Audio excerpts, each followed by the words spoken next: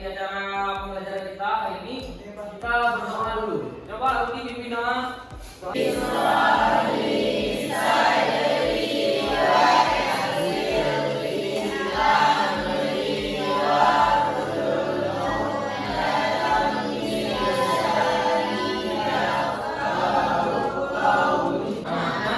Segala macam informasi yang kalian dapatkan hari ini bisa bermanfaat. Misalnya kita belajar hari ini, kalian belajar satu hari 4 pelajaran. 4 pelajaran itu satu pelajaran mungkin ada beberapa hal yang harus kalian pelajari. Tidak semuanya kita bisa kan? Ya. Karena ini juga kami juga untuk sebagai guru, saya guru geografi, saya kan nggak bisa mengaji bahasa Inggris. Kalau kita lihat di sini dengan 15 pelajaran, pasti kalian di sini campur-campur aduk pikirannya. Jadi minimal ada hal sedikit yang kita paham. Program Saya pergi kepada Aceh membina. no. Melanjutkan dari bukan membuat cerita baru. Tapi ceritanya usahakan nyambung ya. Ini untuk SOP supaya kita tambah lebih segar ya. Enggak, saya enggak tunjuk, enggak beraturan seperti ini. Tapi nanti akan saya tunjuk langsung. Siapa yang saya tunjuk itu yang melanjutkan dari tanggal 29 Maret 2021. Saya sebagai salah seorang santri di Daya Modul Fatah akan mempersiapkan bulan suci Ramadan.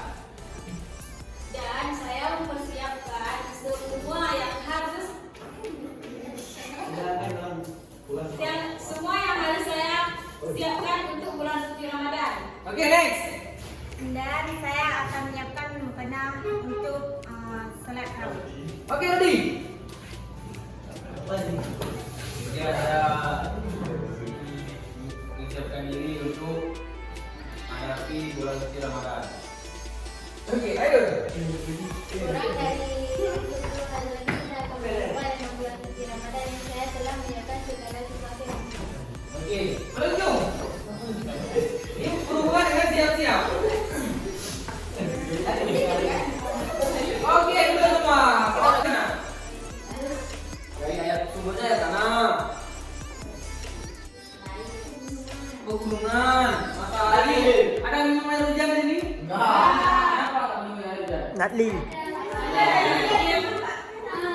Tapi apakah kita bisa mengkonsumsi langsung air hujan? Bisa aja ya. Cuma tidak direkomendasikan karena banyak mengandung mineral-mineral ataupun unsur kimia. Jadi materi kita hari ini yaitu tentang perairan darah. Ya? Ya. Coba Nazli, menurut kamu perairan darah itu apa?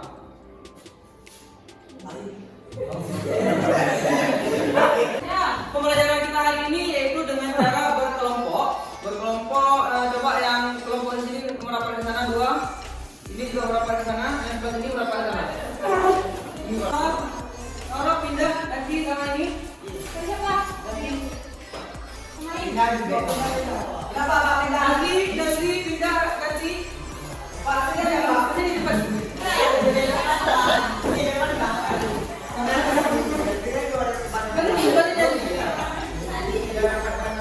Terus kanan. Bajil ganti bajil. Ke sana.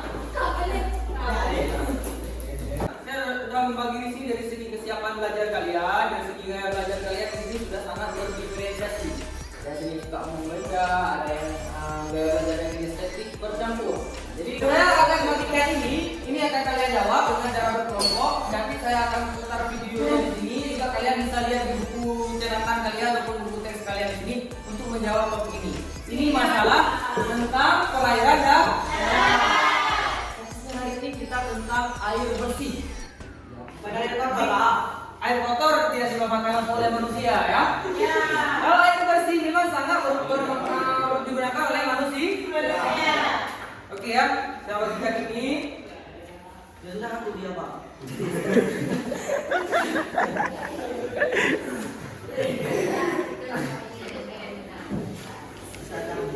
Habis stop dulu ya. Stop dulu.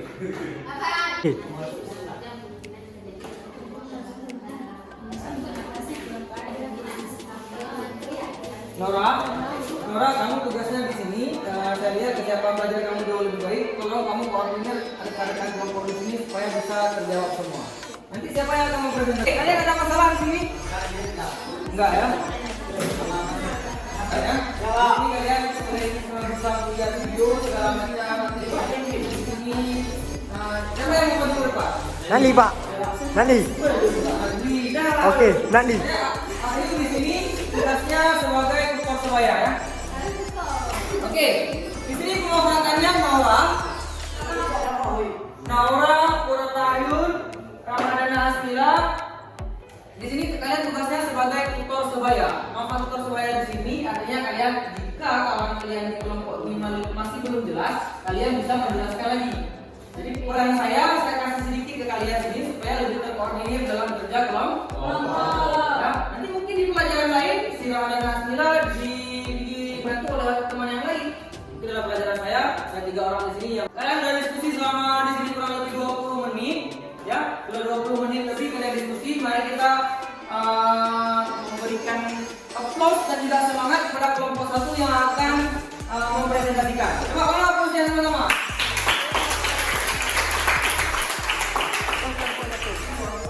Pertama dapat dikonsumsi untuk kedua juga untuk konsumsi baik untuk mandi, masak, segala macam.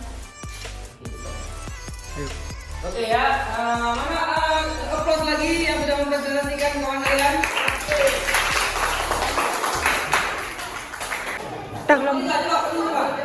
Coba kita berikan semangat untuk kelompok 3. Kawan Pak ya, tentang Bagaimana seharusnya pemerintah bisa mengatasi kelangkaan energi? ya ini sangat penting ya. Kita sekarang sulit sekali air bersih. Kira-kira kalau kita jadi pemerintah sekarang apa yang harus kita lakukan? Oke, coba menurut kamu Pak, menurut kalian apa?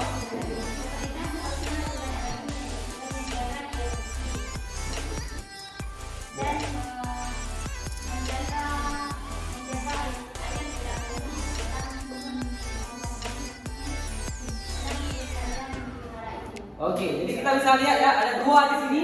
Bagaimana pemerintah seharusnya menyediakan distribusi air bersih itu yang lebih banyak. Misalnya dengan adanya PDAM di mana-mana dan juga dengan cara menetralisir ataupun menjaga kualitas. Misalnya ketika banjir jangan sampai banjir itu mempengaruhi air bersih. Luar biasa ya presentasi dari kawan kalian. Kita kasih aplaus lagi.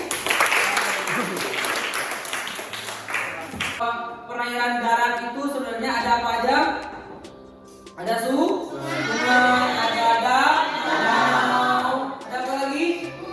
Sumur, rawa, ada segala macam. Jadi intinya perairan darat adalah perairan yang ada di darat. Kita juga mengkaji permasalahan perairan darat. Salah satunya yaitu distribusi air bersih. Bagaimana misalnya mungkin kita di Aceh belum merasa kekurangan air bersih, itu belum merasa kesusahan secara langsung ya. Di Jakarta segala macam. Dari artikel yang kita baca tadi di sini krisis air di Jawa. Ya, di Jawa itu karena pembangunannya sangat tinggi, jadi berdampak terhadap kualitas air bersih. Makin tingginya pembangunan, semakin berkurangnya air bersih. Jadi kita membuat rangkuman sedikit di buku catatan kalian perihal apa yang sudah kita pelajari. Ya, saya mau rangkumannya itu bahasa kalian sendiri supaya nanti bisa digunakan dalam pembelajaran. Kita lebih mudah memahami bahasa sendiri daripada bahasa buku. Di akhir pembelajaran ini saya mau kita berefleksi sama-sama ya. Refleksi itu bisa mengukur kalian hari ini belajarnya sudah tuntas, sudah tercapai tujuan pembelajaran. Bagaimana kalian merefleksi ke dalam proses pembelajaran, manfaat apa yang kalian hadapi. Serta satu yang paling saya inginkan dari kalian hari ini, kalian menuliskan kata-kata terima kasih. Kata-kata terima kasih kepada siapa aja yang telah membantu kalian dalam proses pembelajaran. Jujur, Bagaimana perasaan kamu setelah proses pembelajaran? Sangat senang karena sudah mendapat ilmu yang bermanfaat. terima kasih. Pelajaran hari ini, selain mendapat ilmu baru, kami juga mendapat pengalaman dari bacaan-bacaan yang sudah dikaji dalam buku. Dan kamu dalam kegiatan kelompok selama ini. Saya dalam kelompok bertugas sebagai tutor sebaya yang membantu teman-teman saya dalam keterlibatan kelompok dalam pembelajaran hari ini. Dan saya juga sebagai anggota kelompok ikut berpartisipasi sebagai anggota kelompok. Terima kasih.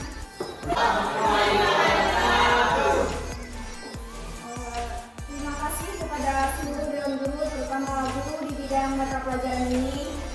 Tidak sedikit pengetahuan yang saya tahu karena si pahlawan-pahlawan hebat yang ada di sekolah kita ini sangat berjasa kepada kita semua.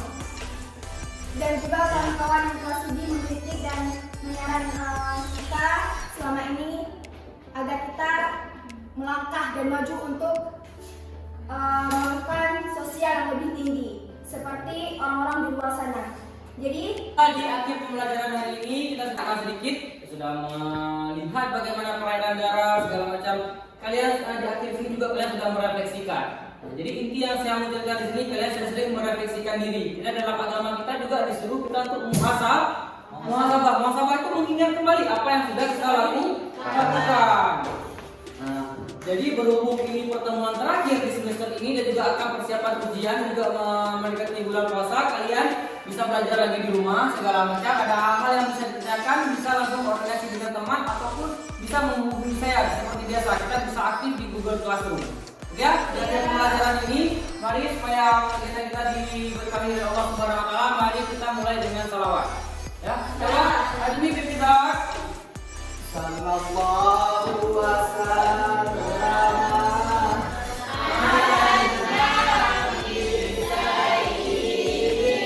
Ini. Tang.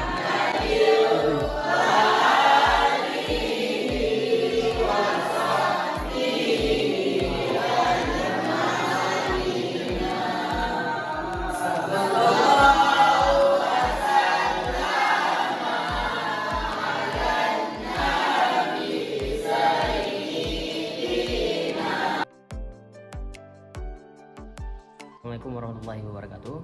Jumpa lagi dengan saya Multaza, calon guru penggerak dari SMA Negeri 1 Padang Tinggi. Pada kesempatan ini saya akan mencoba merefleksikan sedikit tentang pembelajaran yang sudah saya laksanakan, yaitu di modul kedua, submodul 21 pembelajaran berdiferensiasi dan juga submodul 2.2 yaitu pembelajaran sosial emosional. Jadi pada kesempatan berupa praktik pelaksanaan pembelajaran yang mengandung unsur pembelajaran berdiferensiasi dan juga pembelajaran sosial emosional. Untuk yang pertama, saya akan menjelaskan sedikit bagaimana perasaan saya setelah melaksanakan aksi nyata di modul 2.2 ini. Terus terang saya merasa puas dan juga senang bisa mengimplementasikan beberapa konsep-konsep teori yang sudah saya pelajari tentang pembelajaran berdiferensiasi dan juga pembelajaran sosial emosional. Dalam hal ini saya mengupayakan sebuah pembelajaran yang menarik yang berorientasi diferensiasi, yang mana diferensiasi yang saya ambil ini juga terkait konten, produk maupun proses. Tapi di sini saya lebih mengutamakan bagaimana diferensiasi proses. Juga menyangkut di sini bagaimana kesiapan belajar siswa.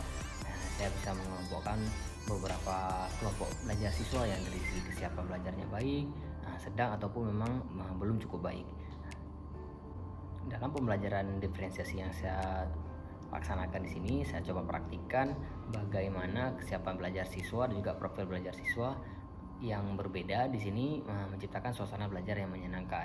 Bagaimana juga siswa dituntut untuk bisa memiliki rasa empati yang tinggi kepada siswa yang lainnya. Artinya di sini nanti ada kolaborasi antara pembelajaran sosial emosional di sini, bagaimana rasa empati siswa yang memang didasari oleh diferensiasi siswa di dalam kelas. Artinya siswa sangat puas ya, karena praktik pembelajaran di sini juga praktik yang berbeda yang pernah saya laksanakan sebelumnya. Jadi bagaimana suatu konten pelajaran, satu pelaksanaan pembelajaran yang beragam, yang memperhatikan peserta didik. Karena sebelumnya jujur dalam melaksanakan pembelajaran dari tahap perencanaan kita lebih mengutamakan sebisa apa kita dalam merencanakan pembelajaran, juga semampu apa kita dalam melaksanakan pembelajaran. Tapi pada dasarnya konsep tersebut sebenarnya sedikit keliru. Yang harus kita perhatikan adalah bagaimana peserta didik kita, bagaimana keberagaman peserta didik kita ini kita satukan supaya tujuan pembelajarannya itu tercapai. Jadi bukan siapa kita, tetapi siapa mereka sebenarnya. Karena mereka adalah potensi-potensi atau benih-benih yang memang berbeda. Jadi tugas kita adalah dengan perbedaan ini kita bisa menyatukan semua dan juga yang penting tujuan pembelajaran tercapai. Yang bisa kita ambil dari aksi nyata ini itu sangat banyak ya. Jadi pembelajaran yang menyenangkan itu memang harus berorientasi kepada diferensiasi pembelajaran. Karena untuk mewujudkan merdeka belajar, ya, memang pembelajaran berdiferensiasi merupakan salah satu jalan untuk menuju kesuksesan peserta didik. Memang saat ini masih belum semua dan juga belum bisa secara menyeluruh kita melaksanakan praktik pembelajaran Merdeka Belajar ini, apalagi dengan orientasi diferensiasi yang sangat beragam ini. Dalam konteks pembelajaran sosial emosional juga ini ada berbagai macam konsep-konsep yang dapat kita terapkan. Namun pembelajaran yang saya ambil di sini bahwa tidak semua konsep mampu kita laksanakan dalam praktik pembelajaran dengan tepat. Nah, jadi ini bisa menjadi hal perbaikan untuk kita ke depan, bagaimana kesesuaian konten, kesesuaian jenjang, dan juga kesesuaian dalam pemilihan jenis-jenis teknik pembelajaran yang berorientasi kepada kompetensi sosial emosional. Ini bagaimana kompetensi sosial emosional ini sangat berhubungan dengan karakter siswa. Jadi di sini setiap mata pelajaran juga seharusnya bisa mewujudkan bagaimana karakter-karakter yang diharapkan dalam profil pelajar Pancasila. Dalam hal lain juga mungkin kita bisa memperbaiki tahap selanjutnya, yaitu bagaimana merencanakannya dengan tepat, memilih metode yang tepat, dan juga memiliki data diferensiasi juga yang tepat. Jadi sasaran utama yaitu bagaimana data siswa, data profil belajar siswa, data kemampuan siswa, kesiapan belajar siswa itu harus kita miliki, karena dasar daripada perencanaan pembelajaran yaitu adanya data mentah. Jadi dengan adanya data kita bisa merencanakan perencanaan pembelajaran yang baik, RPP yang berkualitas, sehingga pelaksanaan pembelajarannya juga berkualitas. Selanjutnya target saya untuk ke depan yaitu bagaimana saya bisa melaksanakan proses pembelajaran di kelas itu yang berorientasi kepada diferensiasi pembelajaran, dan juga bisa memasukkan unsur-unsur kepada kompetensi sosial emosional. Jadi dengan seiringnya waktu saya bisa menerapkan pembelajaran tersebut semua tingkat, dan juga mencoba untuk mensosialisasikan kepada komunitas praktik yang ada di sekolah. Jadi diharapkan beberapa tahun lagi menjadi SMA Negeri 1 Barantiji sudah melaksanakan praktik pembelajaran berdiferensiasi dan juga menerapkan kompetensi sosial emosional yang mengembangkan karakter di sini adalah nilai-nilai yang didapatkan oleh siswa yang menjurus kepada profil pelajar Pancasila. Diharapkan beberapa tahun lagi di SMA Negeri 1 Parantiji ataupun di Kabupaten PD bahkan di Indonesia sudah mampu semua guru menerapkan pembelajaran berdiferensiasi, pembelajaran sosial emosional yang dibalut dalam packaging yang menarik dengan konten-konten yang menarik dan juga dibubuhi ataupun didukung oleh teknologi yang memudahkan siswa dalam belajar. Saya berharap semua guru-guru di Indonesia mampu melaksanakan pembelajaran seperti ini, karena memang pembelajaran seperti inilah pembelajaran yang mendukung untuk mengembangkan benih-benih potensi siswa yang beragam yang ada di sekolah kita. Sekian dari saya, Multaza dari SMA Negeri 1 Barantiji. Assalamualaikum warahmatullahi wabarakatuh.